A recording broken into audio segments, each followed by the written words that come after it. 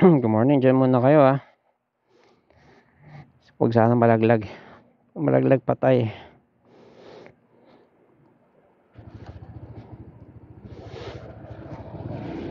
Pakarami na nangyari.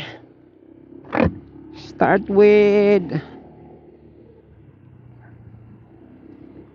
reunion ng pamangkin ko. 50 kami, 49 to be exact. Mga pamangkin reunion kasi balikbayan yung pamangkin ko from States.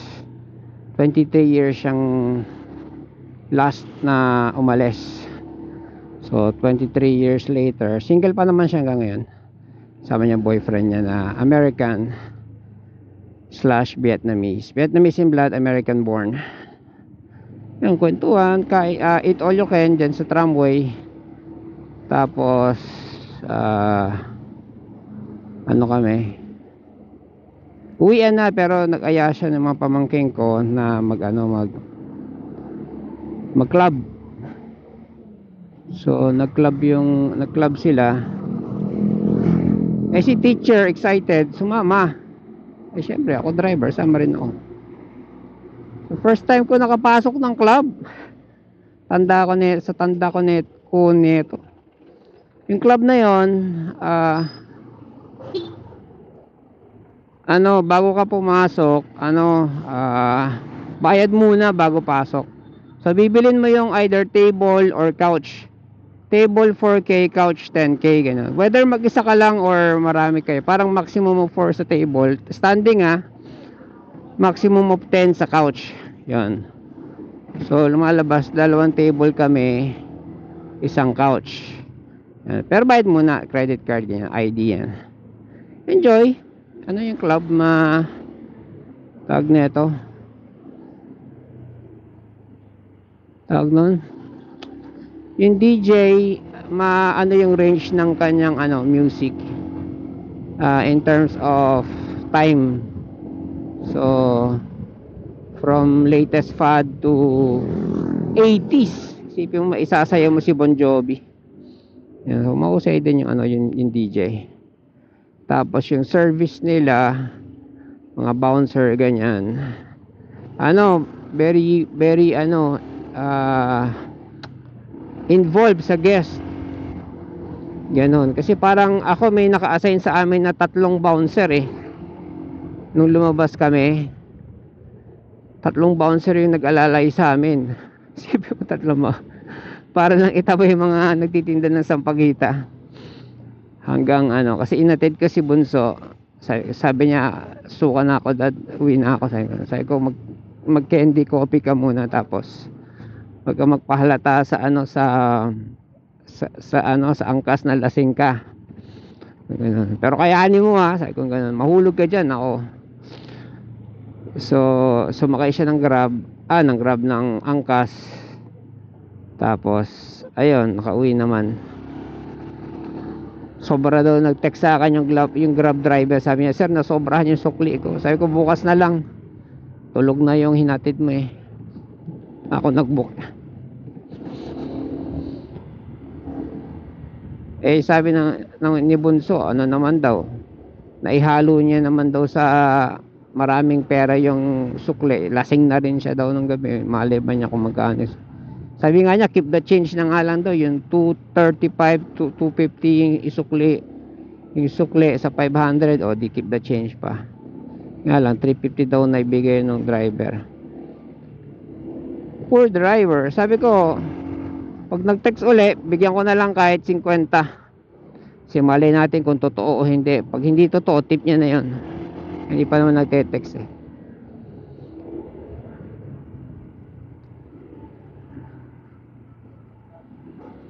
Yung club, merong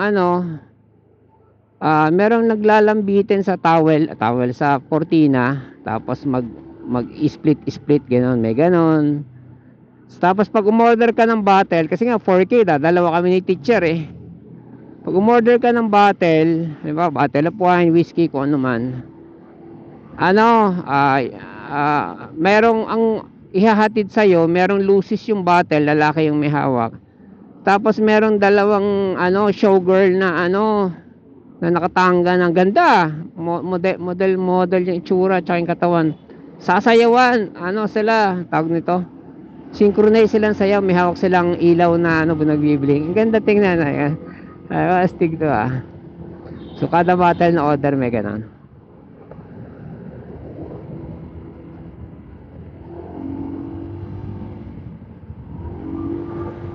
Pag nag-CR ka, paglabas mo ng CR, merong i-spray sa kamay mo. Bango ng alcohol nila. Basta ano, yung staff nila hindi yung table namin, alam ba, nag-tissue ako, sinisiksik ko yung tissue sa ilalim ng bowl. Para hindi masagwa tingnan. Ganda tingnan ng table eh, Instagrammable eh. May nawawala, yun pala, dinadampot nung may dedicated na kami, waitress. Talagang kami lang. Ando doon lang sa gilid namin. Pag nabawasan yung baso ko, bubuhusan niya. Meron talagang yun lang ang trabaho niya for the whole night. Bantayan kami kung kailangan pa namin ng order, ganyan. Siya lang yung lumalapit sa amin, wala nang iba. Yan na. Pangalan ng club, Hydro. Nung ginugol ko nga, syempre hindi ko suot salamin ko, naka-helmet na ako. Nag-auto populate. Pinuntahan namin, sabi ko, hindi naman to mukhang club. Yung pupuntahan namin, hindi rin kalayuan. Yung pala, Hydra. Yung nag-google ko, so balik na naman kami. Dapat pala Hydro. Yung Hydro, malapit lang pala dun sa sa tramway, sa pinag-itolyokan namin.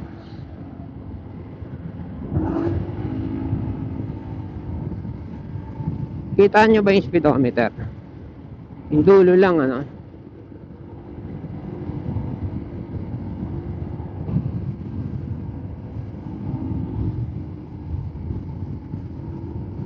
Tapos kahapon, punta kami Bulacan. San Francisco ba yun? Basta dyan sa Bulacan.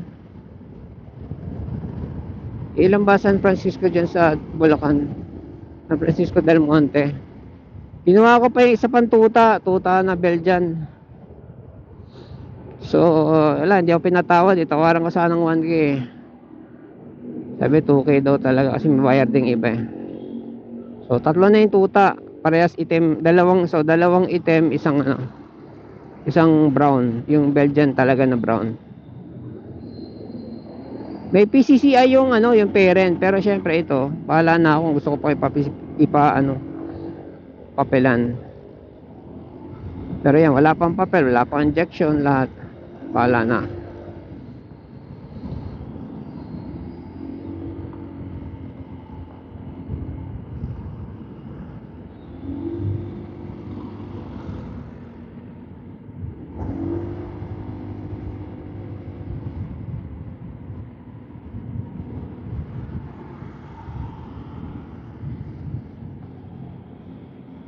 Pagkagaling na ako, ininom ko lang Corona 230 isa per bottle. Sabi ko, putik, bakit na to ah? Bakit pala 350? Pero 100 na lang, bakit na? So, bagay, imported naman yung Corona. So 230, nakaapat ako na Corona. Ang haba ng gabi, so wala rin akong tama. Si teacher ang lasing, putik.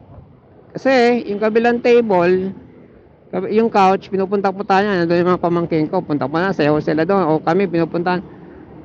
Yung panganay namin, nagpupunta-punta sa table. May bit-bit na tequila. Tapos, pagpunta na doon, shot din siya. Kasi yung pamangkin ko, meron ding bote ng whiskey. Johnny Walker. Ay ko, patay ko. Tapos, ang inumin ni teacher, wine. Isang buong bote, kanya lang. Hindi ka pa ba nalasing nun? Basag na basag si teacher. Kaya ginawa ko, sige, idlip ka muna dyan, dun sa couch. Pag kaya mo na, utek. Pag kaya mo na, alis tayo. Mag-uuwian na, hindi pa rin niya kaya. Sabi ko, isuka mo na lang. Sabi ko ganyan. Tapos yun, nung alis na kami, tawag na ito. Sabi ko, inom kang tubig. So, inom siya tubig. tawag na ito. Yung helmet panayang dunggol sa likod ko. Sabi ko, huwag ka matutulog. Huwag ka matutulog. Sabi ko, ngayon, easy mo, malapit lang biyahe. Timog lang naman eh. Makarating naman kami.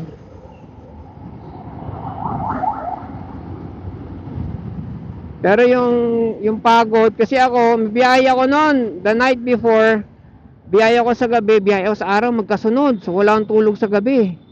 So, lumalabas ilang araw, ilang oras na ako halos gising. Tapos, disco pa, ano pa, sayawan pa, puyatan pa, inuman pa. Sabi sa'yo, yung pagod ko, bumawi nung, kinabukasan eh. Tulog ako halos maghapon hanggang alas 7 ng gabi. Gising ko, ihi lang. May vitamins ako na maganda sa kidney. Kaya pag naihi ka noon, hindi mo pwedeng pigpilan, mabigat sa pantog.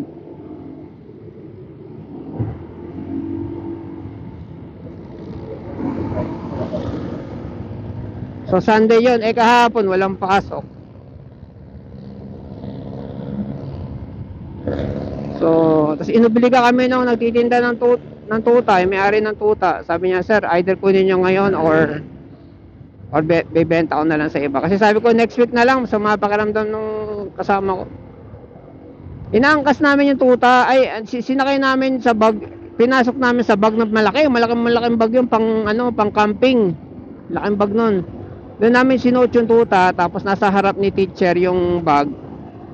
Ganon, tapos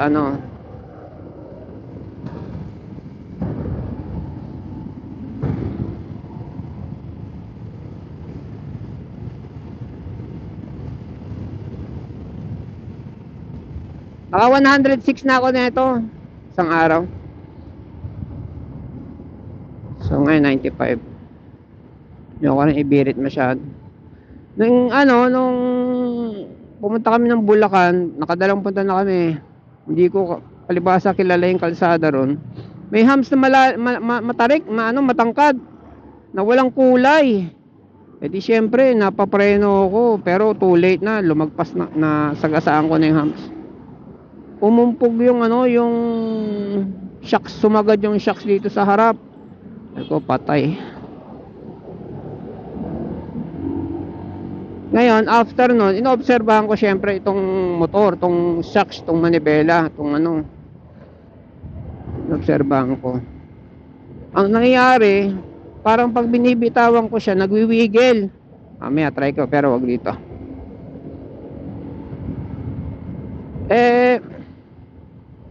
Sabi ko, normal ba yun? O na-damage ko yung bearing nito? O na-damage ko yung bearing eh. Nagwiwigil to.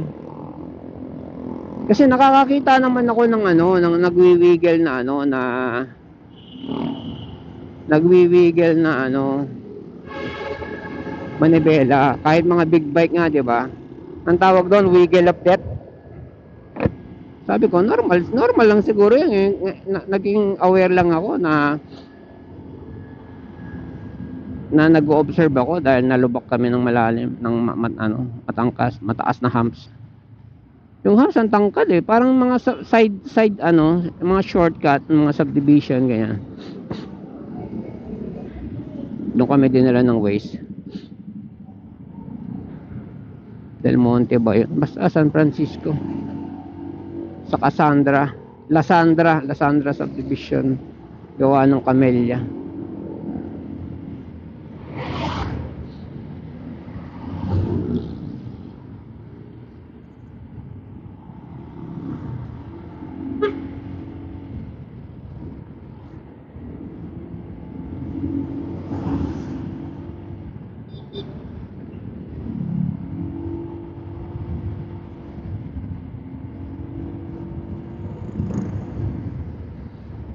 Dun sa club, either customer yon or kung sino man, nakaparada na dalawang big bike. Hindi ko mamukha ko ng big bike, pero ang ganda. Kami naman, doon kami sa other side ng street kasi buong corner occupied niya eh. Nung kami pinaparada, ano siya, parang garage lang na walang pinto, na walang gate. Ganon. Tapos may guard. O, di safe na yung motor doon.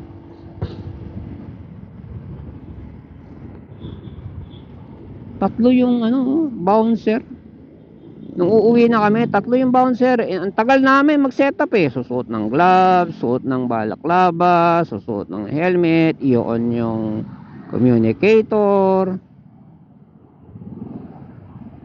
Yung the whole time na yon, nakabantay yung gwardiya hanggang umatras kami. Umatras at umalis. Parang jowa na magbababay yung gwardiya sa amin. Yung gwardiya, yung mga bodyguard sa amin.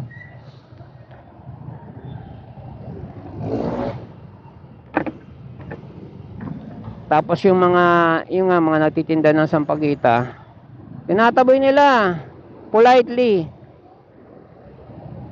Oh, mga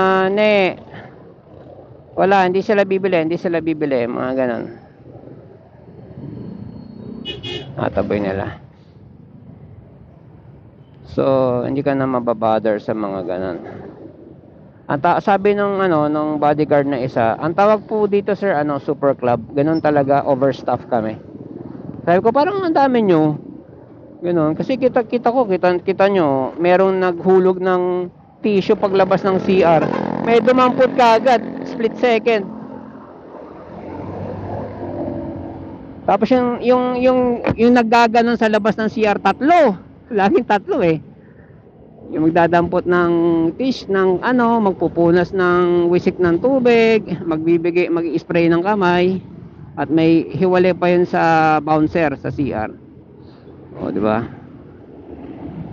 Isang bouncer na nakatayo lang, isang bouncer sa pinto, isang bouncer sa exit. Dami nilang staff. Sabi ko, laki ng puhunan niya ito sa sweldo ah.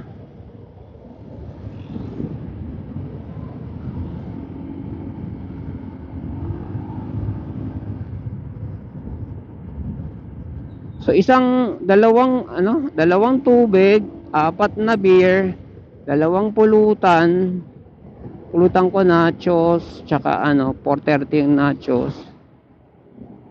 Tapos baby puset, mga 630 ganyan. Baby puset na ang tawag nun na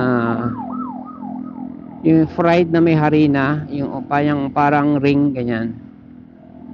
630. Nagdagdag lang daw ng 50 si teacher dun sa 4,000. Ay, syempre, isang bote ng wine. So, 4,050 pesos plus tip. So, 4,1. Kaya, nabigay rin din akong tip dun sa taga-dampot ng tissue. So, 4,2.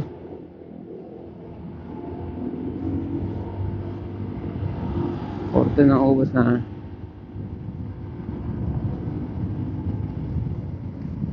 Gastos ah. Sabi ni teacher, nako, sa tanda ko nito, ngayon lang ang makakapasok sa ganito. At ayoko pumasok ng 2 lang tayo, masarap yung marami, sabi niya gano'n. Okay. It's your money.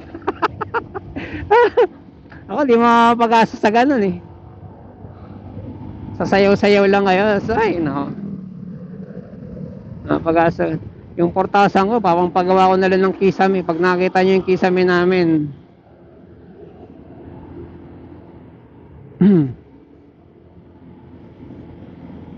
bakit kulang pa yon, pero doon ko na ilalagak sa mga project ko. Sabi niya bucket list niya daw yun. Di okay.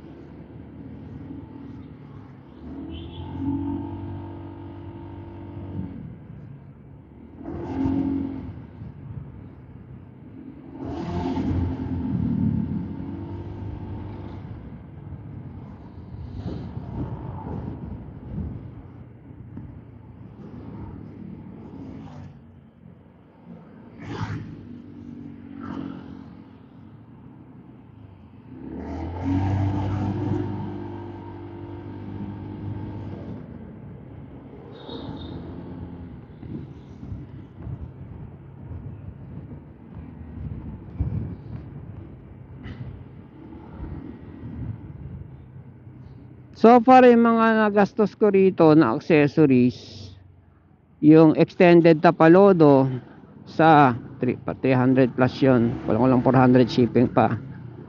Tapos itong takip ng joystick, ano yun, 250 195 mga ganon. Tapos yung cover ng shocks, nakakala ko isang pares ganon, isang piraso lang pala, kano yun, 100 mahigit. Yung takip ng ano sa loob, yung inner na U-box, yung para siyang ano sapin na semi leather ganyan yun. Tapos ano pa ba, sabitan ng helmet, ito sa mga very minimal lang, tsaka suggested yung lahat ni pamangkin. May inaantay pa ako yung sa takip ng makina, yung nakalambitin na takip ng makina na mas malaki, tapos may brand ng ano, may brand ng ADB. Yun lang, pero Canon na rin yun, no? Ngayon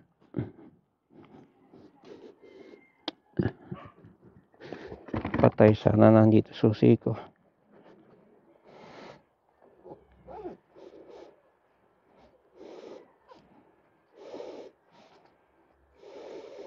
So nagastos ko so far sa ano, sa tawag na ito, kulungan, 5k ish sama na labor. Tapos yung ano, tuta 6k, plus gasolina 7k ish, and 12 dog food na pang tuta 1k, 13k ish na sa tuta. Plus nagpasimento ako doon sa likod para ano, malaki-laki yung simento, 5,000, naka 5,000 ako doon. Kaya na 18k. Sabi mo nagagastos ako ng mga 20 dyan sa tuta na yan. Well, 3 naman sila. Tapos tag neto, kahit pa paano na semento na yung ano, semento na yung likod, may konting semento na ganyan, as well as takbuhan nila pag malaki-laki na, as well as barbelan. Yan, nung ko lilipat yung mga barbelan ko. Yan, sila 3 na sila, si MK, si Demon yung itim, MK yung brown, at saka si Igor or the N-word pangalan na isa. Yan sila. Okay, see you later, alligator. Bye.